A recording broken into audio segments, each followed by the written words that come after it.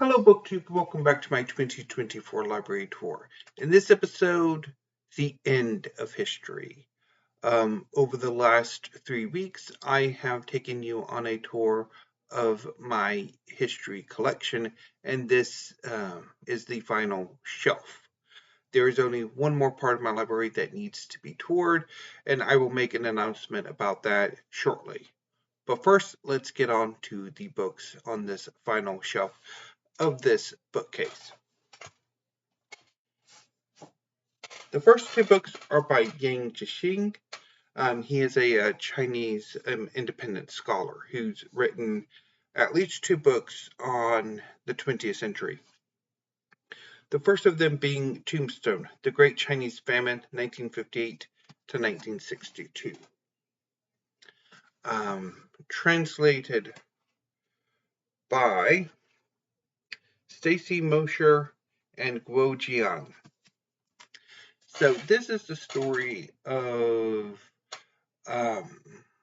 how fraud and incompetence led to the deaths of millions of people. In the late 50s, a mid-level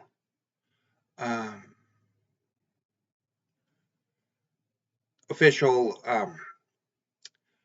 made outrageous claims about the amount of produce that his region was making, and this lie spread. Other officials made equally outrageous claims of ever larger fantasy yields, to the point that there was nothing to eat. The food that was there was dedicated to the cities, to export. At the time, the Chinese government used food exports as a diplomatic tool. And so eventually there was nothing left in the countryside to eat, leading to a mass famine throughout much of China and leading to the deaths of millions of people. And it took a long time to abate the famine because the best solution to the problem was not necessarily palatable to communist ideology. And so it took a long time to abate it. And this is a very powerful book. It's province by province. It's a very deep dive into what happened, into the incompetence. Just it's harrowing.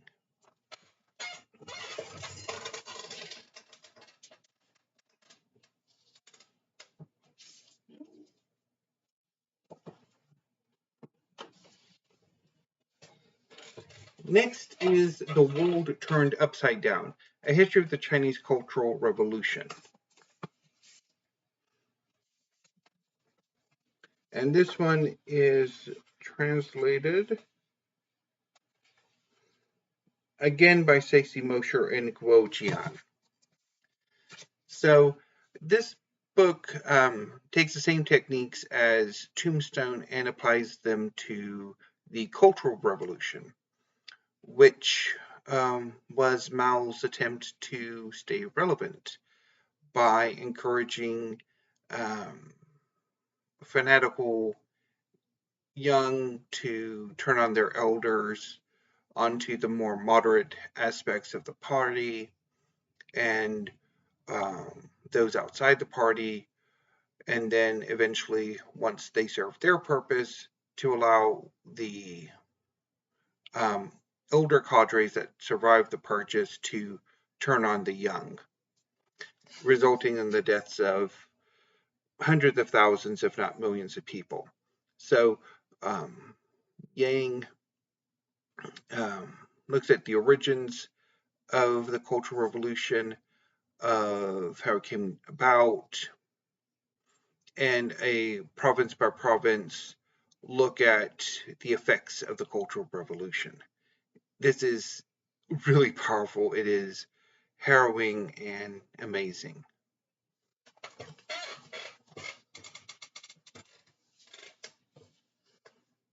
Next is a book that I have had for some time and have not read yet, even though I keep meaning to every May of the Moderns, if that's still a thing.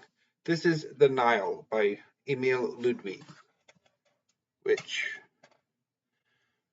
yeah, and is translated by Mary H. Lindsay. So this is a story of the Nile River. Um,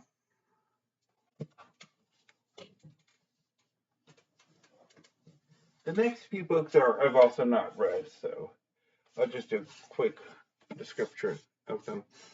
This is Byzantium, The Surprising Life of a Medieval Empire by Judith Herron. So it's about Byzantium. Need to get to this. I was hoping to get to it earlier this year for Historathon, but that didn't pan out. Next is Road to Disaster, A New History of America's Descent into Vietnam by Brian Van de Mark. So this would be a history of the beginnings of the Vietnam War.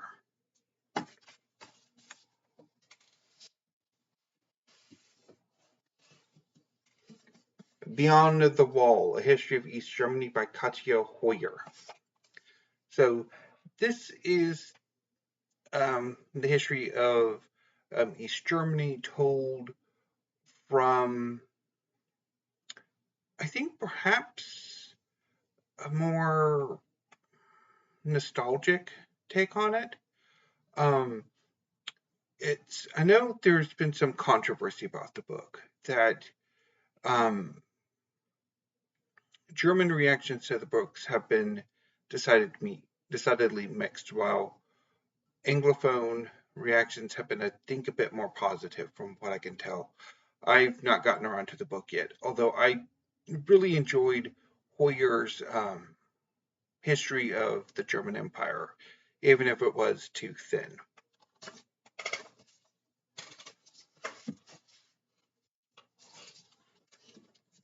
Medieval Warfare, Triumph and Domination in the Wars of the Middle Ages, excuse me, by Peter Reed.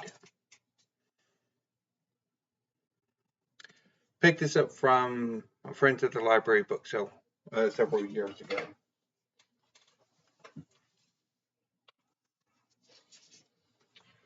ago. Andrew Jackson, His Life and Times by H.W. Brands. So this is a biography of Andrew Jackson. I think I checked this out from the library about over 10 years ago, and dipped into it and didn't get on with it. And I'm not entirely sure how much I would get on with this book, because I really loathe Andrew Jackson.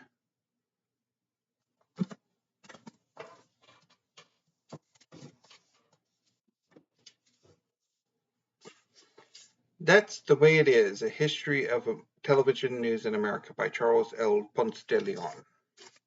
So this is a history of broadcast news. Have not gotten around to it yet. Nor have I gotten around to the Braganzas, The Rise and Fall of the Ruling Dynasties of Portugal and Brazil, 1640 to 1910, by Malin Newitt. So this is a dynasty history of the Braganzas. Have not gotten around to it yet. I picked it up because I have a sweet tooth for dynasty histories, and I guess you can call them dynasty biographies. And I'm not entirely sure what my reaction to this book is going to be. I've read some critical things about this book, so I don't know.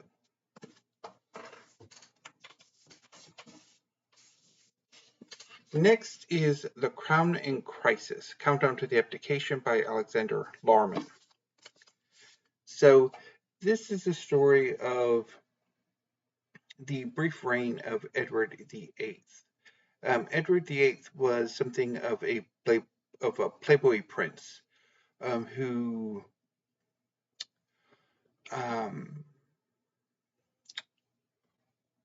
ended up falling in love with Wallis Simpson, an American divorcee who, with a checkered past, who Edward fell head over heels in love with, and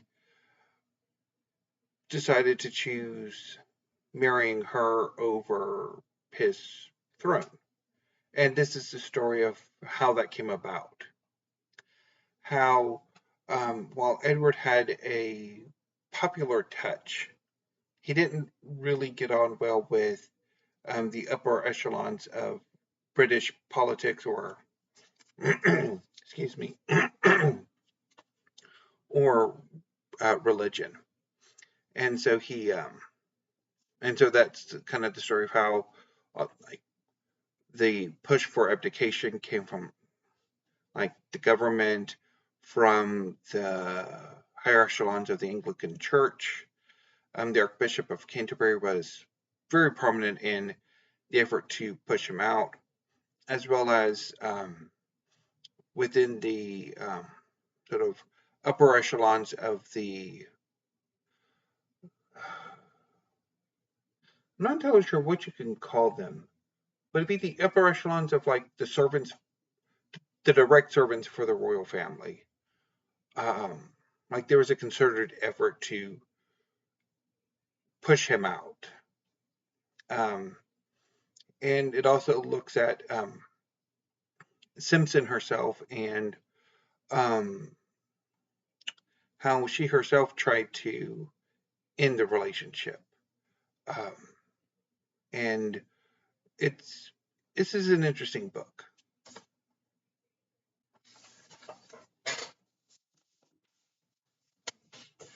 Next is The Impeachers, The Trial of Andrew Johnson and the Dream of a Just Nation by Brenda Wineapple.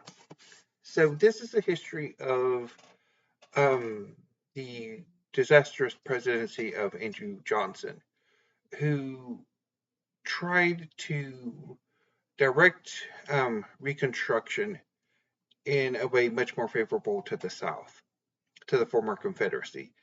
He viewed the war as, excuse me, never having, that they didn't need to be readmitted to the Union, that he wanted to take it to where they that basically all would be forgiven, and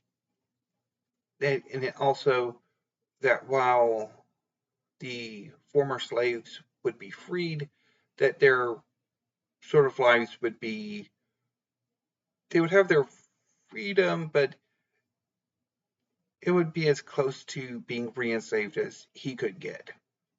And he was opposed by Congress, who were composed of more so-called radical Republicans, who wanted to sort of really improve the lives of African Americans and to try to reform the Union. And it ultimately led to Johnson's impeachment. It's a good book, but infuriating. One of the worst presidents we've ever had. Next is A Generation Divided, The New Left, The New Right in the 1960s by Rebecca E. Klatch. Have not gotten around to this book yet. And finally, George, Nicholas, and Wilhelm, Three Royal Cousins, and The Road to World War I by Miranda Carter. So this is the story of how World War I came about, focusing on the relationships of George V, Nicholas II, and Wilhelm II. Have not gotten around to it yet. So that finishes off my history collection. There is, of course, one more part of my collection that needs to be filmed, and I'll make an announcement about that soon. And also, sorry about the coughing and trying to clear my throat. I don't know quite why I'm having a dry mouth right now. But anyway, I will be back soon. So until then, thank you. Have a great morning and stay safe.